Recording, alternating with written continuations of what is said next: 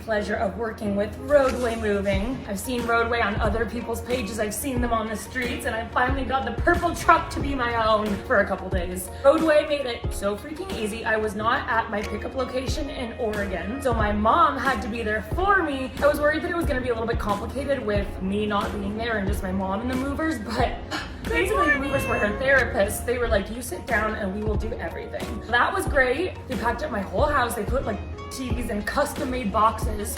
So this is what they're putting the TV in. My mom FaceTimed me so I could meet the movers and watch a little bit. It was highly entertaining and so cool to watch. Like, technology has advanced. It's not even technology, it's wooden boxes, but they did so good at keeping everything wrapped up. Look at this giant mirror. It's like 100 pounds. Nothing, perfect condition. I swear it might even be cleaner than it was. And then we drove to California.